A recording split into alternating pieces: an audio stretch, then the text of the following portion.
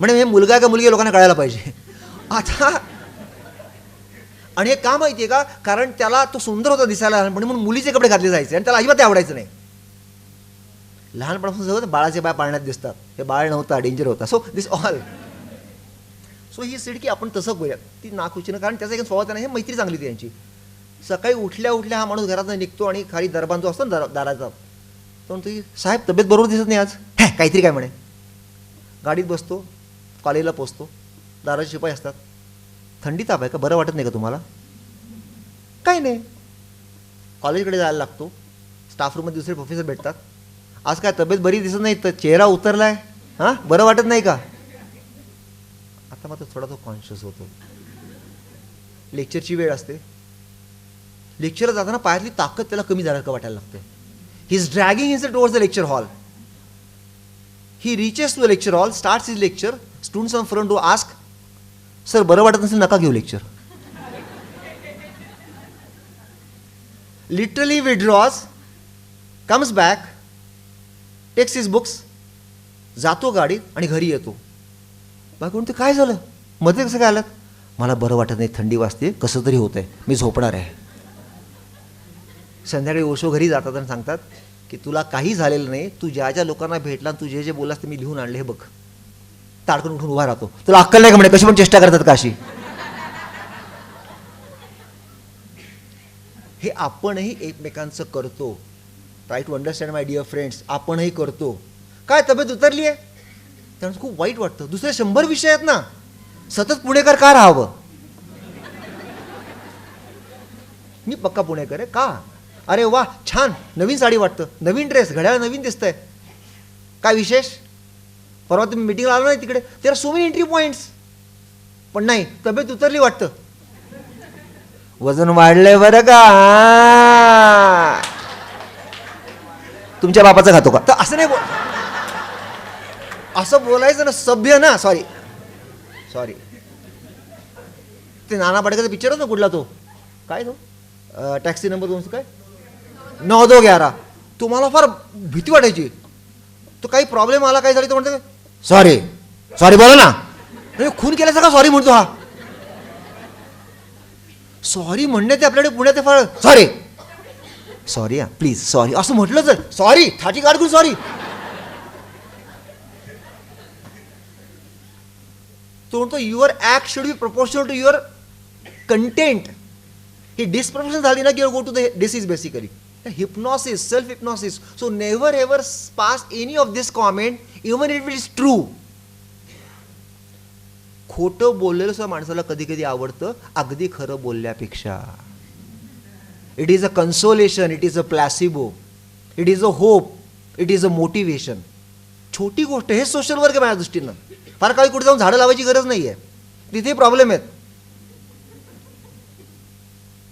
एक माणूस social work म्हणून 3 माणसं झाडं लावायला नेमतो, सगळं स्पॉन्सरशिप माझी. असा स्पॉन्सरशिपचा कन्सेप्ट आहे. मी काय करणार नाही, पैसे किती पाहिजे सांगा, तू ये, गिव्ह युअर टाईम.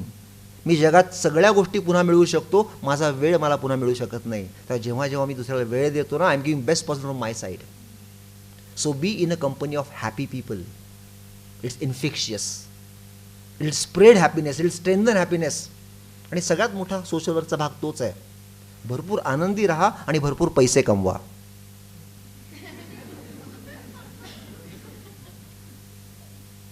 चुकलं काय? हे काय आणि हे? हो मीच म्हटलंय. काहीतरी आता तुम्ही स्वार्थाकडे जायला लागला सर. मग अशी एवढी ती केस सांगितली. Yes, good people should earn maximum good money. If you don't earn, bad people will earn it and will use it for a bad purpose. म्हणून तो मध्यमवर्गीय विचार काढून टाका. ठेविले आनंद तैसेची राहावे, मिळेल तेवढं बास झालं, 1 रूम किचन बास, रविवारी आईस्क्रीम खायला जाऊ. नो वे. DS कुलकर्णी माणूस म्हणतोय मला अमेरिकेत घर बांधायचं आहे, अमेरिकेत कन्स्ट्रक्शन करायचं आहे, दिस इज ड्रीम. ऐका त्याची CD, अमेझिंग.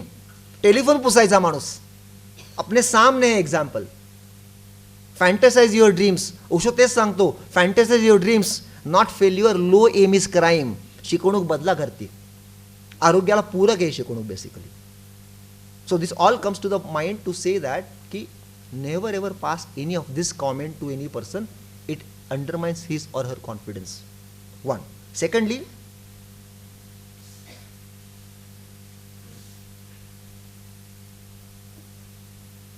तो म्हटला शरीराकडनं मनाकडे जा, बरोबर ना. मनाकडे जाताना तो म्हणतो मनाचा विचार करू नका, बायपास द माइंड. का म्हणतो? उदाहरण फार छान देतो. आपल्याकडे पान खाण्याची संकल्पना आहे बघा, विडा. इथं काय करा, फक्त पान खा, चावून चावून चावून, एकट्याने खा, लोकांना डाऊट येईल. नुसतं हिरवं पान घेऊन चावत बसायचं. मग नुसती कात थोडीशी, मग नुसता चुना, मग नुसती बडीशोप, मग नुसती ते काय टुटी फ्रुटी, इथपर्यंत बास आहे. पुढचं आउट ऑफ सिलेबस. आपलं आपलं बस ना. काही होतं का आतमध्ये? रंगबिंग बदलतो का? नाही बदलत. बघा ना, आता पान खा, विडा चावून चावून व्यवस्थित, आणि विडा खावा, मेडिकल ॲडवाईस आहे. रामदास स्वामी म्हणतात विडा जरूर खावा, पण विडा विड्यासारखा खावा. त्यात बरंच काहीतरी मॉलिश केली जाते, त्याला चोळलं जातं, त्यात काहीतरी टाकलं जातं. तंबाखूचं पान नाही, विडा खा. तो पाचक असतो, त्यातनं कॅल्शियम मिळतं, त्याने डायजेशन चांगलं होतं. विडा खा, पान खा, असं म्हटलंय. हे सगळ्यांच्याच घरी कळायला पाहिजे म्हणून सगळ्यांना सांगितलं की विडा खावा, तो पाचक असतो. पान खाल्ल्यानंतर जीभ तोंड लाल होतं ना, त्या पाना खाण्याचा तो बाय प्रोडक्ट आहे. कळते उदाहरण? तशाच अर्थानं मन हे शरीराचं बाय प्रोडक्ट आहे. Mind is a by product of a body. त्यामुळे त्याला किती महत्त्व द्यायचं? त्याच्या लायकी इतकं. हाऊ मच इट डिझर्व्स असे शब्द आहेत. आणि म्हणून मनाचा विचार करताना त्याची गरज आहे, एक नोकर म्हणून तेवढाच वापर करा. आणि तिथून डायरेक्ट उडी मारा अवेअरनेसकडे, जाणीवेकडे. एक अर्धा आंधळी माणसं असतात, एका गावात दुसऱ्या गावात जात असतात, मध्ये नदी लागते. नदी पार कशी करायची? आंधळे असतात बिचारे, एकमेकांना धरून सांगून ते नदी पार करतात. आसपास कोणी नसतं, त्यावेळेस आपण चेक करूयात आपल्याकडे 10 जण आले का नाही. साहजिक आहे ना, पुढे जायचं आहे. पहिला येतो 1 2 3 4 5 6 7 8 9. अरे बापरे. पण तो तू चेक कर.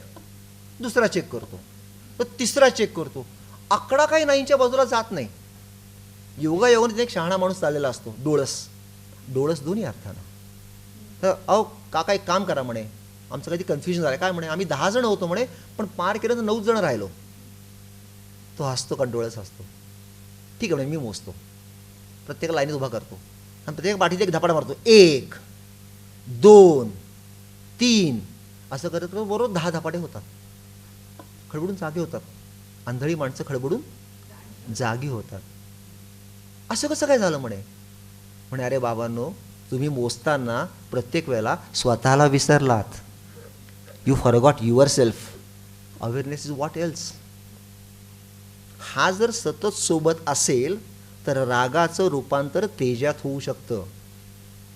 त्यांनी रागावायला सुद्धा परवानगी दिलेली. Get angry. अनेक मोठी माणसं मूलतः खूप अँग्री होती. तो ऊर्जेचा स्त्रोत आहे, ऊर्जेचा सिम्बॉल आहे. तुलना अशी केली त्यांनी, विस्तव आणि प्रकाश. बरोबर ना? अँगर कुठे जाणार? विस्तव. कुठे जाणार? विस्तव. या विस्तवात अवेअरनेस ऍड केला की काय मिळणार? प्रकाश. सो ही सेज अँगर इज नॉट बॅड. जी लोक रागावू शकत नाही ते फारसा पुरुषार्थ करू शकत नाहीत. दाखवू का रागावून? असं नाही. The inbuilt mechanism they want to say. राग ही ऊर्जा आहे. मगाचाच मुद्दा आहे पुन्हा. दिशा बदला, यू विल डेव्हलप एनर्जी, ऊर्जा, तेज. तर फक्त फॉर्म बदलतोय. अवेअरनेस ऍड केल्यानंतर संपूर्ण रागाचा स्तर बदलून त्याचं रूपांतर तेजामध्ये होत आहे. आणि मग तो म्हणतो की you carry with you electrodynamic field. तेजोबल आहे. आज तो ऑरा मोजता येतो. MIT त्याची सोय आहे. क्लिअर फोटोग्राफीला त्यांनी उल्लेख केला आहे. खूप विषय आहेत, आपल्याकडे वेळ तेवढा नाही आहे. पण ह्या माणसाचं विजन बघा, विचार बघा. तो वेळ्या पॅथीजबद्दलचा अनालिसिस करतो. शरीरासाठी ॲलोपॅथी फार छान आहे म्हणे, पण मनासाठी होमिओपॅथी ही अतिशय चांगली आहे. आहार विहार लाईफस्टाईलला आयुर्वेद चांगला आहे. एखाद्या माणसाचं मन वळायला हिप्नॉसिस चांगला आहे. ऊर्जा खंडित झाला, ॲक्युप्रेशर वापरायला हरकत नाही. त्याचे रेफरन्सेस आहेत. I was stunned. हा म्हणतो की माणूस शास्त्रीय पद्धतीने आजारी पडतो, तसाच अशास्त्रीय पद्धतीनं सुद्धा आजारी पडतो. हे कॉलेजमध्ये नाही शिकवलं गेलं. टेक्स्टबुकच शिकवतात फक्त. आणि टेक्स्टबुकमधलं 80% युजलेस असतं असे तेच शास्त्रज्ञ सांगतात ज्यांनी टेक्स्टबुकं लिहिली आहेत. म्हणून होणाऱ्या डॉक्टरांना ही फार मोठी संधी आहे समजून घ्यायची की प्रवास कुठे करायचा आहे. तेव्हा तो म्हणतो की शारीरिक आजार असतील, फ्रॅक्चर झालं, पॉयझनिंग झालं, इमर्जन्सी आहे, ठीक आहे, allopathy must, it's a very scientific science he says, but there are limits because 70% plus disease are psychological और सायकोसोमॅटिक. तिथे ॲलोपॅथीला खूप मर्यादा आहेत. ते फक्त डागडुजी करतील, वेदना दाबतील, तिथला अवयव दुरुस्त करून देतील, दुसऱ्या ठिकाणी रोग व्यक्त होणार आहे. आणि गंमत अशी म्हणे की समाजात फार मोठा वर्ग आहे ज्यांना आजारीच राहायचं आहे, आजारपणी त्यांची सोय आहे, दे वॉन्ट टू रिमेन सिक. आणि काही लोकांना आजारपणात त्यांचा इगो, अहंकार दडलेला असतो, मला कोणीच बरं करू शकत नाही, इतके डॉक्टर पालथे घातले, आता तुम्ही हात जोडायचे असतात त्यांच्यासमोर, काही होऊ शकत नाही कारण त्यांना बरं व्हायचं नाहीये. कुआ पैसे के पास जाता है, पैसा कुएं के पास आता है. सोचो ना यार, तो डरने की बात नाही आहे. एखादा पेशंट म्हटला मला बरं नाही वाटत, वाईट वाटून घेऊ नका. It is not always doctors fault, he is a part of a story. आणि अनेकदा आपल्याला आजारपण आहे असं आपल्याला वाटतं, तपासण्यात ते येत नाही, आपण नाराज होतो. सत्य आणि तथ्य, ट्रुथ आणि फॅक्ट यात फरक आहे. The fact is objective, truth is subjective. मला वाटतं माझ्या जीवावर केस आहे, खरं का खोटं? येऊन बघतो, थांबा, तुम्ही चेक करता, असं काही नाहीये, काहीतरी काय मानसिक. Here comes homeopathy, here comes homeopathy which addresses subjectivity, which addresses sensation, which addresses ideas. हा शब्द ओशोचा आहे. You cannot treat ideas with allopathy, there is a full stop. आणि रोगाची सुरुवात सेन्सरी स्टेजला आधी होते, subtle to gross, mental to physical, sensation to function. म्हणजेच उपचार पद्धती एकमेकांना पूरक आहेत, ऑपोजिट नाही आहेत. आपण भांडतोय, पॅथी कधी भांडत नाहीत. They are for your in my good. मग आयडिया असेल, फंक्शनल असेल किंवा फक्त माझ्या मानसिकतेचा भाग असेल तर होमिओपॅथी सगळ्यात चांगली उपचार पद्धती, कारण ती ऊर्जेवर काम करते. पोटेन्सी, स्टोअर्ड एनर्जी, हे सगळं तो सांगतोय. I was stunned, I am telling you reason taken topic this, की माणसाचा विचार अभ्यास बघा. These are different people on the earth. भगवान और क्या हो सकता है with all the limitations, why to bother about that. आम खाने से मतलब आहे यार. तेव्हा तो म्हणतो की या उपचार पद्धती तशा तशा वापरा, त्या तुमच्या माझ्या भल्यासाठी आहेत. पण तो म्हणतो की एकच मास्टर की तुम्हाला सांगतो की ज्यांना कुठलेही करू उघडू शकेल. मग तुम्हाला फुफ्फुसाचा विकार आहे का, सांध्याचा विकार आहे का, डोक्याचा विकार आहे, हे दुय्यम आहे म्हणे. कारण असा विचार फक्त ॲलोपॅथीत केला जातो. अध्यात्मामध्ये अख्ख्या माणसाला बरं करायचं असतं. विपश्यनाचे जे गुरु होते गोयंकाजी, 10 दिवसाची उपासना मी जाऊन केली, त्यांच्या सानिध्यात जाण्याचं भाग्य लाभलं. I was amazingly happy. 3 days he with us. Hats to that man. त्या माणसं स्वतःची स्टोरी फार छान सांगितली. तो म्हणतो की ब्रह्मदेशात अतिशय मोठा बिझनेस पण होता, फार श्रीमंत माणूस, त्यांना मायग्रेनचा त्रास होता. बर्मा में मैं गया था, मैंने सुना कोई साधू है, कोई महाराज है, बोले कोई विद्या सिखाता है, उससे बीमारी दूर होती है. बघा बिझनेसमनचं कसं डोकं असतं. तो मैंने सोचा चलो जाते, वहां पर गए, उनसे मिले. तर नाव आता मला लक्षात नाही, तर फार छान हिस्ट्री. आणि त्यांना सांगितलं की म्हणे माझा मायग्रेनचा त्रास आहे तर मला विपश्यना शिकवा. त्याला ते हाकलून देतात. त्याला काय कळत नाही. ऐकले असं आपण की कबीर बागेत जायचं त्यासाठी गुडघा दुखतो, खांदा दुखतो, अय्यंगाराकडे कंबर दुखते. बघा ना आपला अप्रोचेस काय आहे. मला बरं वाटतं म्हणून योगासनं करूयात, योगासनाने छान वाटतं ना. So this all is non, अनुभवाचा भाग आहे पण नाही. So this person goes, next time he goes आणि म्हणतो की मला विपश्यना शिकायची आहे. पहिल्यांदा काय म्हटला तो, मायग्रेन. आता काय म्हणतो, फुल फोकस इज चेंज. विपश्यना ते शिकतात तेव्हा 30 दिवसाचा कोर्स आहे, 30 days कोर्स. शक्य असेल तर करा, पुण्यात पण सेंटर आहे, अमेझिंग. डॉक्टर बास झाले, खूप झाले, खूप औषधं घेऊन झाली, खूप फायली झाल्या. झेरॉक्ससारखं तेच परत येत आहे उपचार घेऊन सुद्धा. चेंज द ॲटिट्यूड, डू दिस. मुलांसाठी पण त्यांचा 2 दिवसाचा कोर्स असतो, आनापान शिबिर, अमेझिंग आहे. सुट्टी टाका, think out of box, it will give energy, it will give thinking. तर ते गेले, त्यांनी केलं, ती उपासना स्वतः केली आणि ते त्याचे उद्गाते बनले. He became a ambassador for that. तेव्हा ते म्हटले की नंतर माझा मायग्रेन कधी कमी झाला मला कळलंच नाही. आणि मग त्यांनी ते सूत्र अवलंबलं. कोणी जर असं सांगायला गेलं पहिले ते हसतात, त्याचं कुछ नाही होगा आपके, तुला काही होणार नाही याच्यातनं. का बरं? कारण तो ऑब्जेक्टिव्ह चुकला आहे. मायग्रेन बरा होणं हा त्या विपश्यनेचा बाय प्रोडक्ट होता. मी बरा झालो हा प्रोडक्ट आहे. I was healed and as a matter of fact my migraine automatic got healed. हम उल्टी दिशा से शुरुआत करते हैं, इसीलिए तकलीफ में रहते हैं. त्यामुळे बाय प्रॉडक्टवर लक्ष देऊ नका, प्रॉडक्टवर द्या, आपोआप गोष्टी घडतील. That is a very important part which you want to convey. आणि त्यासाठी फॉर्म्युला सांगितला आहे, द वर्ड इज अवेअरनेस, जागृती. सतत जागरूक राहा. बस खाताना खाण्यात असा, ऐकताना ऐकण्यात असा, कामात करताना कामात असा. विमला ठक्कर तेच वाक्य नेहमी वापरतात, मला नेहमी आवडतं. Listening is also act of meditation. काही कुठे ते कोपऱ्यात जाऊन बसायची गरज नाही आहे, गुहेत जायची अजिबात गरज नाही. It is online. मी विपश्यना केली, मला लक्षात आलं की आपण मंद मंद करतोय, मंद मंद करत नाही. मग लक्षात आलं की नाही, काहीतरी चुकतंय. छोटा डोस तरी किंवा टेस्ट डोस तेवढा तर तेवढा किमान. आणि मग लक्षात आलं की जेव्हा खूप विचारांची गर्दी होते, गोंधळ होतो, एक 5 मिनिटं शांत बसून विपश्यना करा. खूप वेदना असेल ना, तर वेदनेची तीव्रता कमी होऊ शकते. ये दर्द ही जिंदगी का दूसरा नाम है, ये दर्द ही जिंदगी का दूसरा नाम है. अगर ये दर्द न होता तो हम मर जाते. कुष्ठरोगाची माणसं देवाकडे एकच मागणं मागतात, मला वेदना दे, मला वेदना दे. It is a disease of painlessness. त्यामुळे वेदना ही आपली सोबती आहे. तो सिग्नल सांगते काहीतरी चुकतंय, दुरुस्त कर. वागण्यात, बोलण्यात, विचार करण्यात. विपश्यनाचा पहिला 5 मिनिटाचा भाग तो सांगतात, आनापानसती म्हणजे काय, तर थोडक्यात सांगतो, ज्यांना माहिती असेल त्यांना माहिती नक्की असणार आहे. श्वासावर लक्ष केंद्रित करा.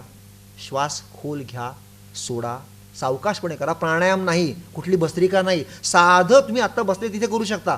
रिलॅक्स बसा, डोळे मिटा, लक्ष श्वासाकडे आणा. माणूस एका वेळेला एकच गोष्ट करू शकतो. हे नॉर्मल माणसाबद्दल चाललंय.